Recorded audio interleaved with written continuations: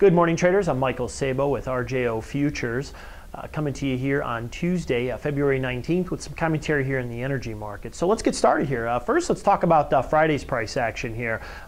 Very nice day here to the downside. I think we saw a lot of profit taking coming in. Prices were coming under a significant amount of pressure. We were down several dollars there at one point. We kind of lifted back up here, but you look at that the April oil right now. We're trading right around 96.31. We're off about 10 cents. On Friday there, we dipped down here below 96. We got down around 95.70 area, and the highs for the day there, we were up at around 98.06. So I think what we've got here on a technical basis here, I've talked about this in last week's post, we've got a nice double top, I think around that 98.5 area. Market was really pressing down. So far today, kind of quiet, but a little bit weaker tone.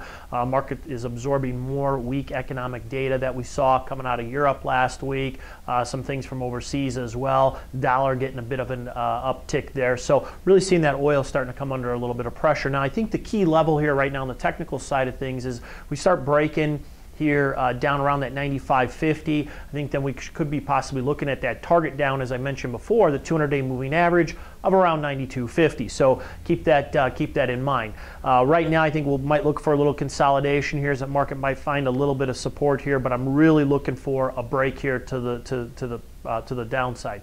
Remember that we talked last week there about inventory numbers, and I think that's really the key fundamental data out there right now. Look at those inventory levels. The market appears to be very well supplied right now. I know a lot of people, they talk about, yeah, but look at the price at the pump, look at gas. Well, remember that you got to refine oil there, and so it's got to go through the refinery process. And capacity utilization there for the refineries has been ticking up there a little bit, but I think you got a little bit of a bottleneck. So it appears we got a lot of oil out there, and it's being kind of bottlenecked down to the refineries. We're also exporting gas, so I think that's what's kind of helping keep prices up. Eventually, though, I think you will see it obviously start to trickle down.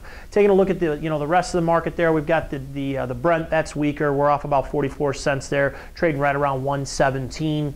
Nat gas bucking the trend. Nat gas is up almost 8 to 9 cents right now. We're trading around the 330 area there, so that's up about 2.5%. And taking a look at the complex there, that's weaker here. The RBOB's off about a penny and a half, around 329.75-ish area. The heat, we're down about 2.5 cents, around 317.75. So again, taking a look there at the oil market, I think traders, you should be watching this week. It's a shorter trade week. Let's look at the inventory numbers. Let's see what we come out with here. But the trends have been building the stockpiles. Wouldn't be surprised if we see that again this week. I think ultimately here, if the economic data stays a little bit weaker, I think traders should be watching the downside there. So give me a call, shoot me an email. I'll be more than happy to talk strategies with you, how you can potentially take advantage of this market. The number there on the screen there to the desk, or shoot me an email. Of course, remember that futures trading does involve a substantial amount of risk. May not be suitable for all traders. Good luck and good trading.